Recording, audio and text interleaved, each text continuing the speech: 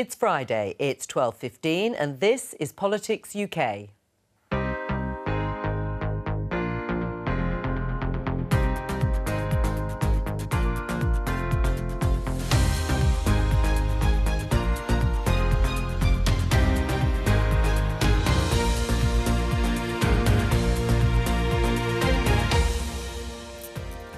Welcome to your weekly roundup of parliamentary highlights from across the UK.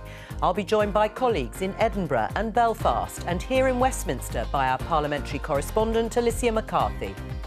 This week, Putin will stand condemned in the eyes of the world and of history. He will never be able to cleanse the blood of Ukraine from his hands. In this dark hour, our thoughts, our solidarity and our resolve are with the Ukrainian people.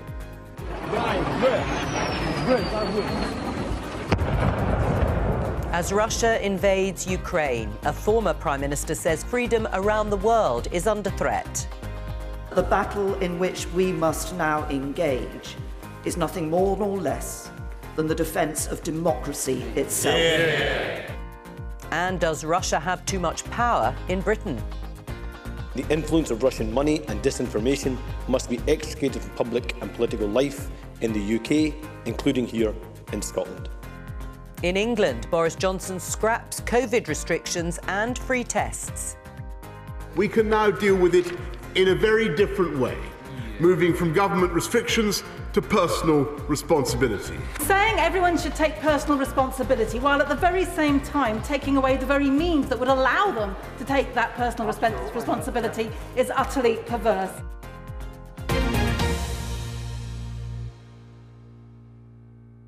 Let's start here in Westminster with Alicia. Hello to you. This week has, of course, been dominated by events in Ukraine, with Russia launching, first of all, a partial and then a much more wide-scale invasion of its neighbour. How has the week unfolded here in Westminster? Well, as you say, it's been a week of really growing tensions and an increasingly gloomy mood at Westminster and indeed everywhere else. So we started the week with President Putin announcing that he was going to recognise these breakaway pro-Russian republics in the east of Ukraine. And we actually started in Parliament with the Defence Secretary Ben Wallace making a statement to MPs, updating them, because don't forget MPs have been away the week before on their half-term break. So it was actually Tuesday when we really got down to the nuts and bolts of what the government was going to do, and Boris Johnson came to the Commons to make a statement to MPs. Now, he told them that there were going to be sanctions. He was keen to stress that this wasn't the first time the British government had brought in sanctions against Russia and the Russian regime, but these sanctions were going to be against 5 banks and 3 named individuals. Now, he said that that was very important and was going to send a very important signal. What does it actually mean? Well, it means that these people can't trade, they can't travel, they won't be able to do business in the UK. But pretty instantly, there were calls for the government to really go a lot further, and people saying this really wasn't tough enough, that the government wasn't going far enough. And the SNP in particular saying that the government really, by delaying, by not acting sooner, had actually given the chance for Russia to move a lot of the assets and people to move their assets away from London and away from the UK. So when Boris Johnson came to the Commons to make that statement, he made very clear to MPs what it was that was really at stake here. The House should be in no doubt that the deployment of these forces in sovereign Ukrainian territory amounts to a renewed invasion of that country. And by denying Ukraine's legitimacy as a state and presenting its very existence as a mortal threat to Russia, Putin is establishing the pretext for a full-scale offensive. It is precisely because the stakes are so high that Putin's venture in Ukraine must fail, must ultimately fail and must be seen to fail. That will require the perseverance and the unity and the resolve of the entire Western Alliance, and Britain, the UK, will do everything possible to ensure that that unity is maintained. I understand the tactic of holding back sanctions on Putin and his cronies to try to deter an invasion of the rest of Ukraine. But a threshold has already been breached. A sovereign nation has been invaded in a war of aggression based on lies and fabrication. If we do not respond with a full set of sanctions now, Putin will once again take away the message that the benefits of aggression outweigh the costs. We have failed to stop the flow of illicit Russian finance into Britain. A cottage industry does the bidding of those linked to Putin, and Russian money has been allowed to influence our politics. We have to admit that mistakes have been made. We have to rectify them. This must be a turning point, an end to oligarch impunity. This country was the first to publish a register of beneficial ownership. This country has led the way in cracking down on on wealth that is unexplained, and we are bringing forward an economic crime bill to take forward further measures, Mr. Speaker. And I think I should understand it is absolutely vital that we hold in reserve further powerful sanctions, as I think the right honourable gentleman acknowledged, in view of what President Putin may do next. What lies behind this is a wider worldwide trend of authoritarian states trying to impose their way of thinking on others, and that the battle in which we must now engage is nothing more nor less than the defence of democracy itself. A European country, an ally, is under attack. We should be very clear about what is now happening. This is an illegal Russian occupation of Ukraine, just as it was in Crimea. Russia has effectively annexed another 2 Ukrainian regions in a blatant breach of international law. Can I urge the Prime Minister to go further today and commit to the following? First, freeze and begin seizing the assets of every single one of Putin's cronies in the UK, and then expel these oligarchs from our country as part of a much stronger sanctions regime. Can I confirm what I think he implied in an answer to a previous question, that he will push for this year's Champions League final to be moved from St. Petersburg? On his point about sporting events, as I said earlier on, I think it inconceivable that major international football tournaments can take place in Russia after, as I say, the invasion of a sovereign country. Should it not be now, and I commend what he's done so far, but should it not be that we need to hit them, if we're going to hit them with sanctions, hard, and hit them now? They need to feel the pain of the first part of this decision. The second thing is, what is the ultimatum to them now? If they move further, are we going to take further action? And I simply say right now, we are facing the growth of the axis of totalitarian states. China will watch this and look at Taiwan. How we behave now and what we do as an alliance will dictate what happens in the Far East. Mr. Speaker, we are hitting them hard now, and we will hit them harder in the future with every day that goes by in which they violate the sovereignty and integrity of Ukraine. He said there is a lot more that we're going to do in the event of an invasion. Now, the Prime Minister has just told the House that he regards what happened overnight as a renewed invasion of Ukraine. And if that is the government's view, then why is he waiting before imposing full sanctions on Russia now? I'd be very clear that what we wanted to do was to have the biggest possible package of sanctions ready to go in the event of a Russian Tokat crossing into more sovereign Ukrainian territory. And Alicia, then later we got the legislation for that first round of sanctions against Russia. What happened? Yeah, that's absolutely right. So the government had actually put down the legislation paving the way for these sanctions before the half-term break. And MPs had been a bit unhappy at the time that they hadn't had a chance to look at them and they hadn't had a chance to debate them. So they did finally get that chance after that statement from Boris Johnson on the Tuesday. Now, Labour said we still weren't going far enough, that we weren't inflicting financial pain on President Putin. And Conservatives, including Sir Ian Duncan-Smith, who we saw in those clips there, were saying that we really needed to make the Russians squeal. And he was really not alone in that. He'll know from his own career in the army that the principle of clout, don't dribble, is an important one to make sure that the opposition understands that you're serious. Does he not agree that the ratchet could be misinterpreted as giving a free pass at an early stage rather than drawing a clear line that needs not to be crossed.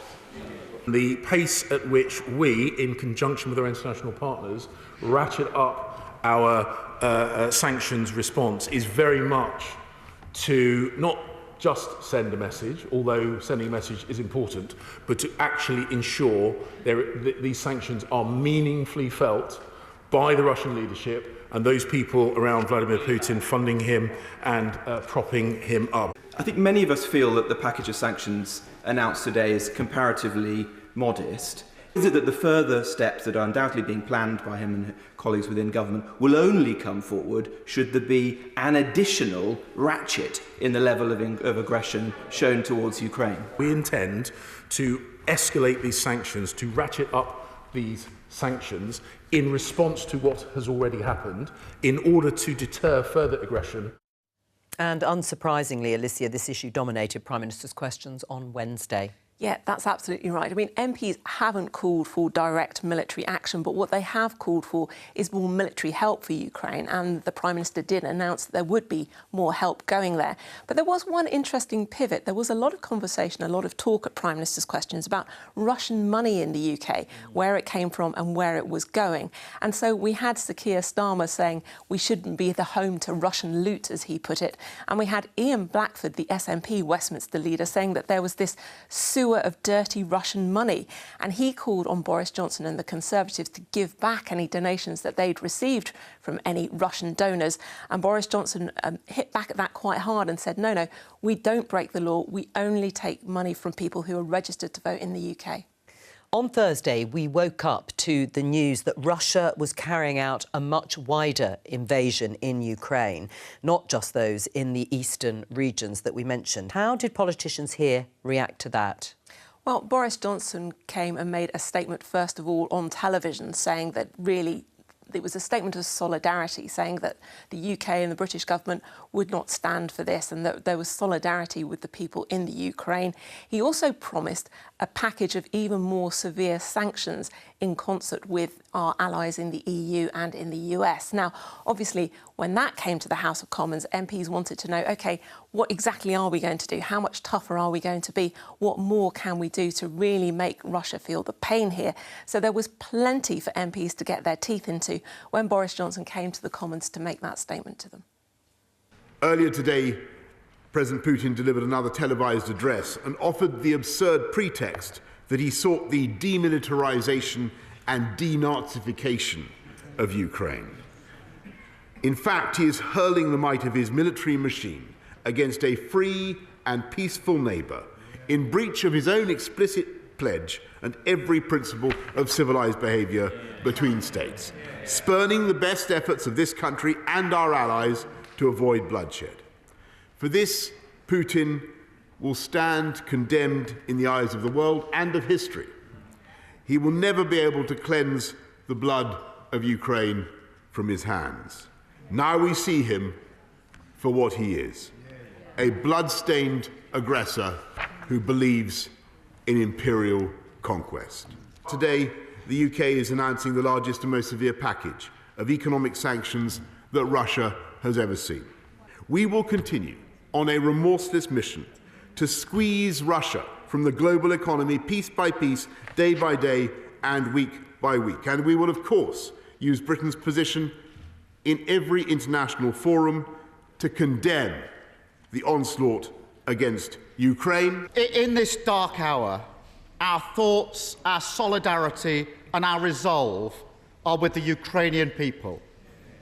Invading troops march through their streets. Missiles shell their cities. They've been cast into a war through no fault of their own, because Putin fears their freedom and because he knows that no people will choose to live under his bandit rule unless forced to do so at the barrel of a gun. I welcome the set of sanctions outlined by the Prime Minister just now and pledge opposition support for further measures. And there are changes we must make here in the UK. For too long, our country has been a safe haven for the money that Putin and his fellow bandits stole from the Russian people. It must now change. Events will show that the Russian president has profoundly miscalculated. He believes that he is doing this for his own political advantage. I believe the exact opposite will prove to be the case because of the resistance that will be mounted against what he is doing, not just in Ukraine, but around the world. And we will support those Ukrainians, Mr. Speaker. We will support them economically, diplomatically, politically, and, yes, militarily as well. And I know that in due time we will succeed. Vladimir Putin has initiated war in mainland Europe. The response must be unequivocal and absolutely clear.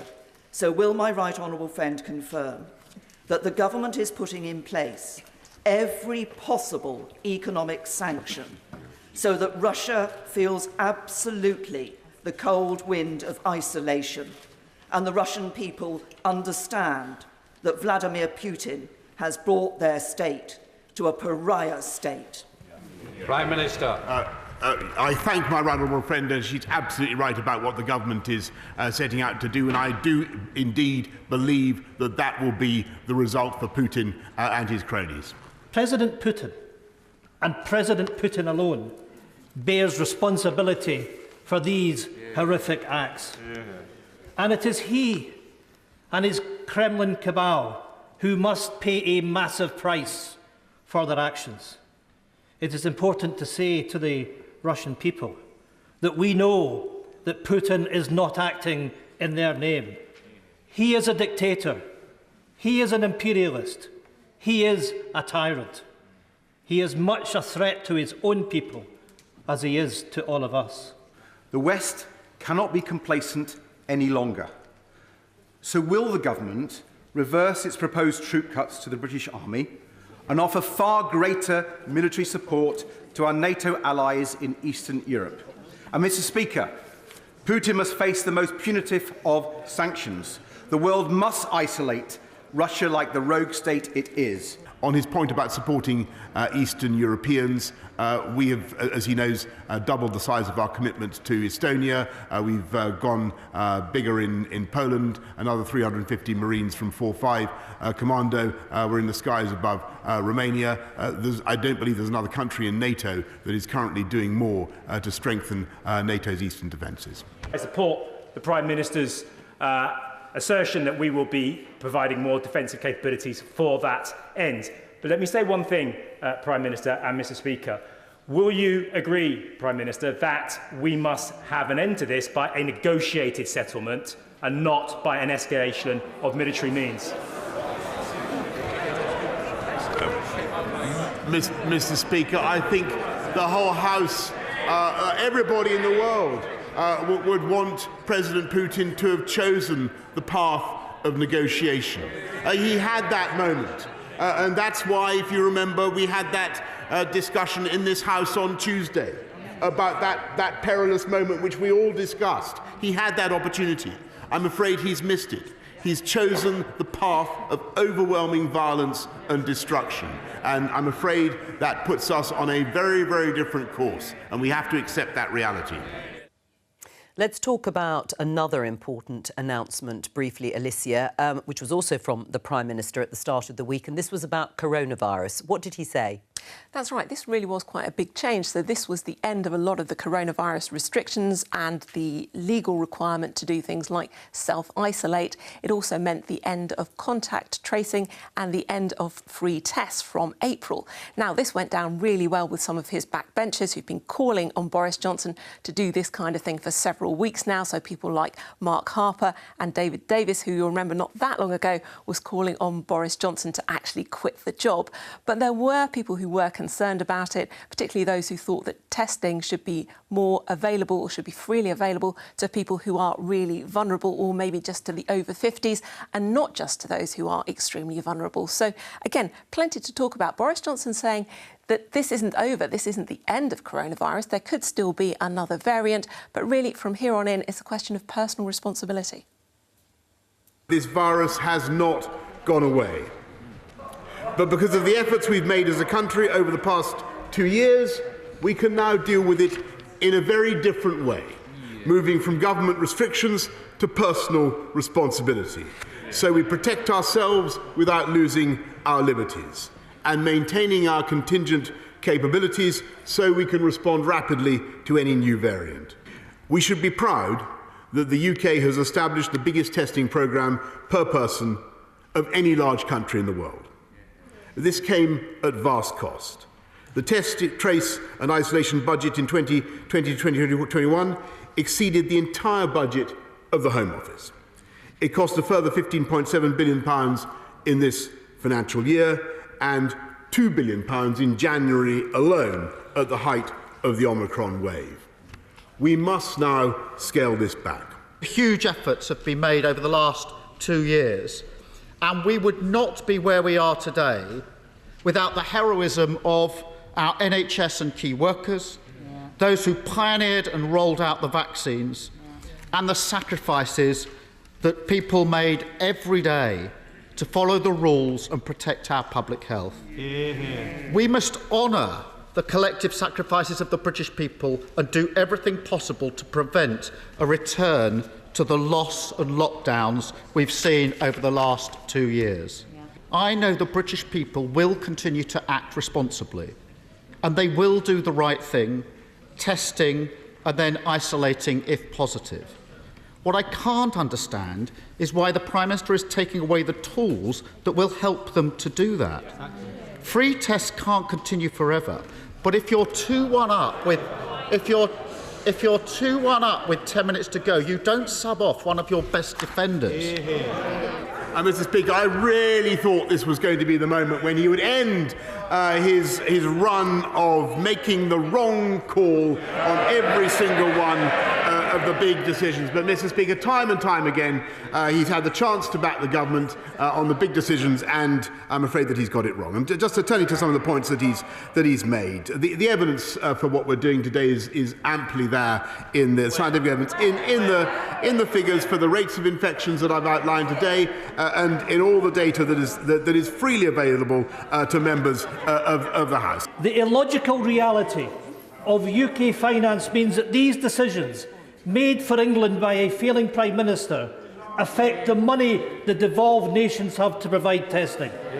It is unacceptable that the ability to protect money, I hear money, we're talking about protecting the people of Scotland, something that this Prime Minister is turning his back on. He has, Mr. Speaker, access to the 41 billion record settlement that he has under Barnett. And he also, Mr. Speaker, has access to hundreds of millions from the Health and Care Levy. The only astonishing thing is that he voted against it. Living with COVID does not mean ignoring it, and he will be aware that lifting of restrictions today flies in the face of advice from many NHS leaders and health experts, including the BMA and the World Health Organization. And saying everyone should take personal responsibility, while at the very same time taking away the very means that would allow them to take that personal responsibility, is utterly perverse. Experts will argue for years whether we made the right choices, and some of us, for what it's worth, would have liked a lighter touch.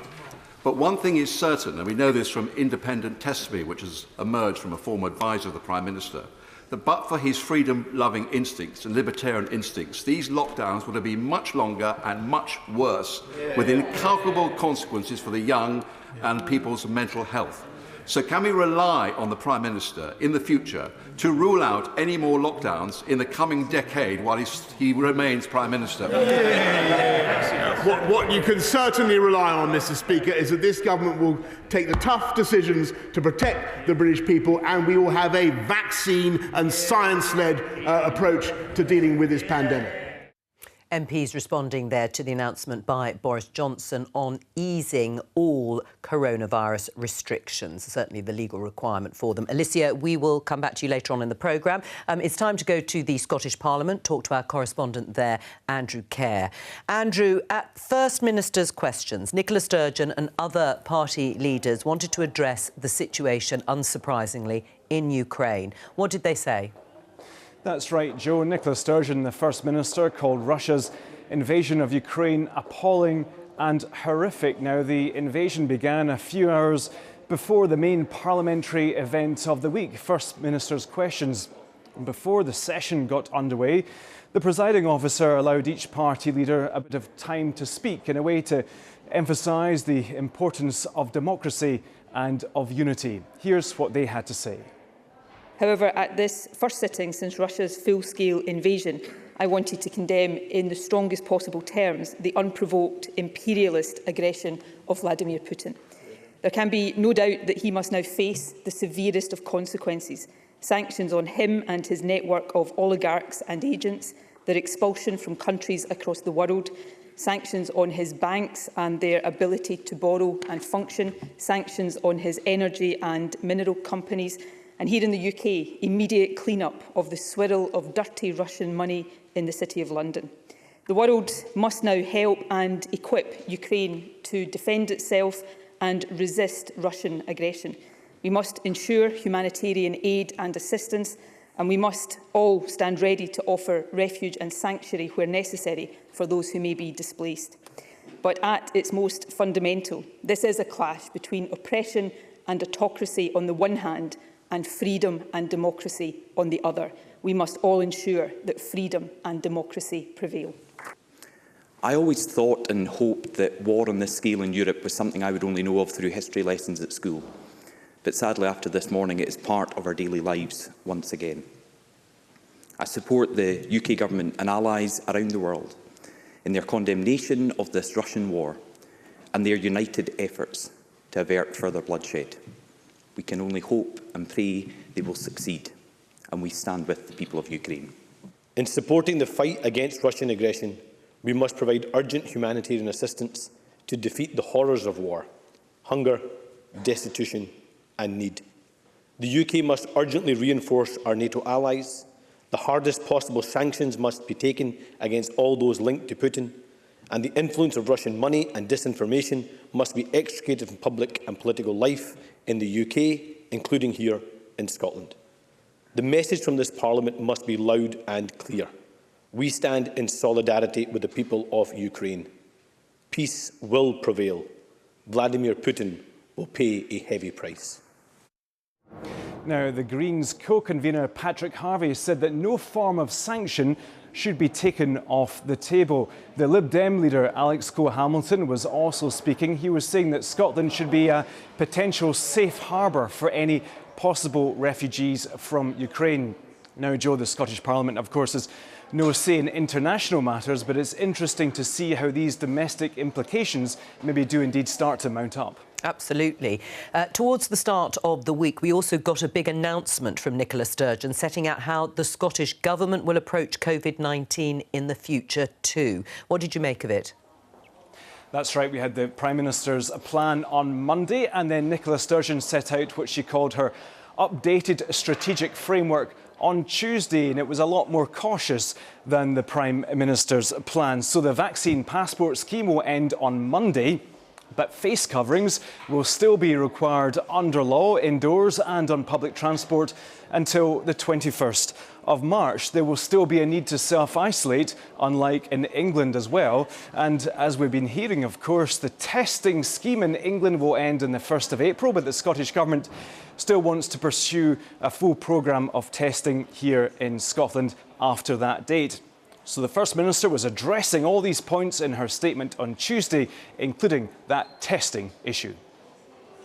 On the issue of testing, Presiding Officer, I must express frustration at the UK Government's position. It is, of course, for the Prime Minister to decide how best to tackle COVID in England. However, current funding arrangements mean that while taxpayers in all 4 UK nations contribute to the costs, it is decisions taken for England that determine the resources available to Scotland, Wales and Northern Ireland for testing and other COVID measures. As of now, we have no clarity on how much of the COVID testing infrastructure the UK Government intends to retain, no clarity on how much investment will support it in future, and no clarity on whether the Treasury will provide additional resources or demand instead that funding is taken from elsewhere in the health budget. Can I ask the First Minister? Her statement says that the Government is moving to a system of representative sampling away from mass testing. So why has the First Minister created a fight with the UK Government over this issue just weeks before her own plans to scale back testing anyway? Secondly, the First Minister just said in her statement, and I quote, "Using restrictions to suppress infection is no longer as necessary as it once was, and given the wider harms caused by protective measures, it is no longer justifiable either." So can the First Minister explain why her government intends to extend the COVID powers it has at its disposal for a further 6 months until September? Now, the First Minister was accusing Douglas Ross of being opportunistic and saying that the COVID laws had been extended until September just to keep options open. Nicola Sturgeon added it was a bit rich of Douglas Ross to claim that she was picking a fight with Boris Johnson, when of course Douglas Ross has had a very public spat with the Prime Minister, with Mr Ross calling for Boris Johnson to quit as Prime Minister because of the row over the so-called Partygate affair. Yes, he has indeed. There was also a row, Andrew, in Holyrood about a plan to bring in some new parking charges. What's the background to it? Yes, Joe, a much more run-of-the-mill issue here, a real bread-and-butter issue. This is the workplace parking levy. It's supported by the SNP and Greens, who are in government together, and it would give councils the opportunity to charge workplaces if their staff park there, and that charge could indeed be passed down onto the worker. Now, it's used in Nottingham at the moment, but in Scotland we have our local council elections in May, so there's a lot of politics swirling about this, and it led to a pretty lively debate up in the chamber on Tuesday. The SNP and the Greens say they want to get people out of their cars. The way to do that is not to hammer hard-working Scots who are just trying to get on with life. You need to offer a viable alternative. If we want to stop people driving petrol and diesel cars, then the electric vehicle charging network needs to be up to scratch. It isn't. If we want people to use public transport, it has to be there in the first place. It needs to be cheap to use, reliable and frequent. It isn't. Now, workplace parking licensing schemes have the potential to encourage the use of more sustainable travel while raising revenue that will be used to improve public and sustainable transport. And we know that the largest share of transport emissions comes from cars, accounting for 39% of Scotland's transport emissions. Now, all parties in this chamber supported the ambitious, legally binding emissions reduction targets in the Scottish Climate Change Act. Now is the time to show that support through action. At a time of rising poverty and widening inequality, this will make in-work poverty and our unequal society not better but worse. So for us, this is about who is bearing the cost. This is not a progressive tax on the idle rich, but a regressive tax on the working poor.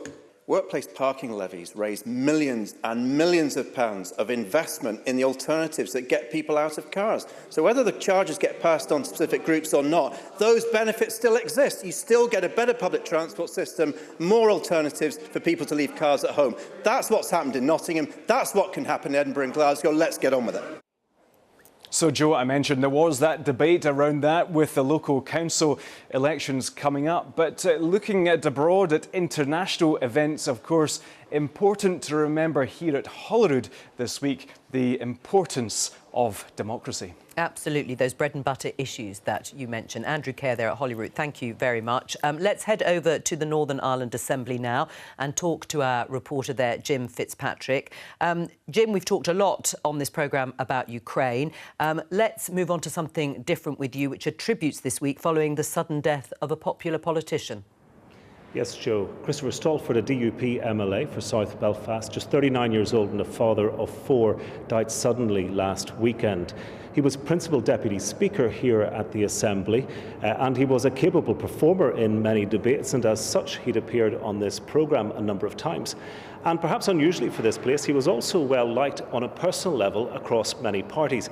We'll hear from some of his political rivals in a moment paying tribute to him, but first, here's his friend and colleague Paula Bradley. It was a mark of the man that he had friends in all sides of this chamber. It is hard to imagine these benches and this party without Christopher. His wit, humour and grace encouraged many of us through darkest times. I didn't just like Christopher Stalford, I was jealous of Christopher Stalford, because he was truly, truly a first-class politician and family man. He often spoke with pride of the community that he came from, a pride of being working class, from people who worked hard and supported each other when times got tough. And when he became an MLA, he was determined and conscious of not turning his back on those very communities. And I should say also that Christopher Stalford was also well liked by many journalists.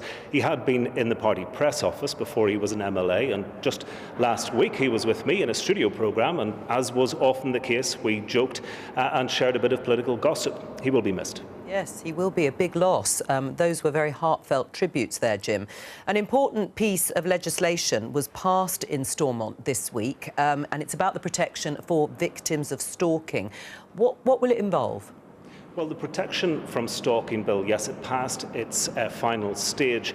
And the Justice Minister, Naomi Long, said that she wanted to pay tribute to the victims of stalking who had enabled these legislative changes. Stalking can be psychologically and physically damaging to victims, with delusional and obsessive offenders often going to extreme lengths to contact, follow, monitor and harass their victims. I know how persistent and manipulative stalkers can be, and I'm most grateful to the victims who very bravely shared their personal accounts with me, which were terrifying and harrowing in equal measure. These unsung heroes are the true driving force behind this bill. So what will it mean? Well, there is now a specific offence of stalking, and it carries a potential 10 years in jail for a maximum sentence. However, the police will also have access to stalking prevention orders, which they can use at an earlier stage. Now, we've been covering and talking about on this programme the fallout from the dramatic resignation of the First Minister earlier this month, Jim. That has led this week to a row about the budget. What's happening with that? Yes, potentially some real impacts from that, according to critics of the DUP. So the fact is, we had a budget debate here, but we have no budget, certainly no three-year budget, which was what was required. Departments can still conduct emergency spending, but because there's no First Minister, there's no collective executive, and therefore there can't be an agreed budget. And the real impacts, say the critics, are being felt in areas such as health. Here's also unionist Alan Chambers. The 2022-25 draft budget did provide a real opportunity. It would have funded in full the costs for the elective care, cancer and mental health rebuild strategies to help to transform our health service and reduce waiting lists. But weeks away from the start of the financial year, it looks like patients and staff have been cruelly robbed of the opportunity for real change. Thank you, Mr. Deputy Speaker. I rise to speak in this election hustings debate. Sorry, I meant budget debate. I think that there is sense that if we are looking at a three-year budget, there has got to be the particular level of strategic foresight, and I think it is of advantage, clearly, if we're in a situation that that budget is based around the priorities that are there from the programme for government. And I think it is not particularly good practice to do that, to effectively, directly ahead of an election, potentially bind our successors and effectively take those decisions from a programme for government point of view before we have the programme for government. I think that is putting the cart before the horse. It is important, they say, that unionism is listened to. We have listened to it and listened to it and listened to it. It was also important that the people get listened to. And the people are the only ones who are suffering as a consequence of your action. It's not impacting at all in the EU negotiations. They're going to trundle on to the other side of the election. Our ability to allocate spending and to do the things we need to do has been impacted by the fact that you've withdrawn from the executive and cut down our opportunity to take decisions. So, I mean, a number of rationales were advanced to this, and Ms Cameron offered it yesterday, and Jonathan Buckley offered it today, that we shouldn't really be doing the budget ahead of an election. The DUP knows, and Mr Weir, who's a former minister, knows, we have to do it within a time frame. It's a legislative requirement to do it. They keep repeating this, almost like the Trump playbook. If you say something often enough, then people will actually start to believe it. Well, we heard mention of election there a couple of times, and I suspect this lack of budget and its potential impacts will be something that will loom large in the election campaign to come here. Jim, thank you very much. Jim Fitzpatrick there at the Northern Ireland Assembly. Time to return to events here in Westminster with Alicia. We were, of course, talking earlier about Russia's invasion of Ukraine. One of the many ongoing aspects of this story is to do with energy policy and the extent to which Europe is very much dependent on Russia for its gas. This week, the House of Lords have been looking at a bill aimed at increasing the amount of nuclear power produced in the UK. What's the plan? Yeah, this is all to do with funding, and it's actually quite interesting. So at the moment, let's say you wanted to build a nuclear reactor. What you'd do is go away, you'd get permission, you'd raise the money, you'd build the thing, and at that point, you'd start to get some of the money back. The change that's being proposed here is that basically consumers would pay just a little bit extra on their bills, so that money would be available much earlier in the process. The idea being that you then accrue less interest and the whole project would be an awful lot cheaper. Now, the government says this is really quite important because all of our existing reactors, according to the ministers, are due to go out of use by 2028, bar one. But of course, anything to do with nuclear power is massively controversial. But the government and the minister, when he was in the chamber explaining all this to the House of Lords, said, well, it will make us less reliant on foreign overseas investors for our nuclear power building projects. This legislation is vital in getting new nuclear projects off the ground and will help the UK to meet its decarbonisation targets. As well as contributing to achieving our net zero commitments, new nuclear will complement renewable energy to ensure that the UK has a resilient, low-cost, low-carbon electricity system for the long term. I don't think you can be taken seriously in 2022 as a political party if you're not in favour of civil nuclear power. It's as simple as that. And I don't want to disparage people, but I'm reminded of the Brown Bread and Sandals Brigade attacking nuclear not on a scientific basis, on a mythical, quasi-anti-religious basis almost. And yet it's clean, green and cheap to operate. And we know from our regulatory information and powers, it's safe. I've always been very favourable to nuclear power, but over the last decade, facts have changed. And that's why I am very sceptical about the need for this type of nuclear development altogether. Let me say why. First of all, we still have not solved the nuclear waste issue. What we should have is a Green New Deal brackets financing bill, perhaps funded by those who could afford it, such as the private landlords that the Green Party proposed last autumn should face a one-off land value tax to help deal with our energy issues. That would be a bill fit for our climate and poverty emergencies. Instead, we have a bill trying to resurrect a failed, expensive, outdated industry, benefiting the few while we all pay the price. Interesting discussion. Alicia, what are you expecting in Parliament next week? Well, obviously, we're going to get much more on Ukraine and the unfolding situation there, so I'd expect more statements from various ministers, particularly at the start of the week, with any developments that happen over the weekend. There's just one other thing that I will mention, which is the Police Crime Sentencing and Courts Bill. This is this really controversial piece of legislation. Now, it's just been in the House of Lords. It's coming back to the House of Commons. You may remember that the House of Lords gave this a bit of a bashing when they were looking at it, and defeated various clauses in it to do with the things about stopping noisy protests, for example. So those got defeated in the Lords. They also put in a few ideas of their own, for example, to make misogyny a hate crime. So that's back in the Commons on Monday, and expect a bit more of an argument about that one. Thank you very much, Alicia. That's all we have time for today in a sombre news week. I will be back next week with Politics Live at 12:15.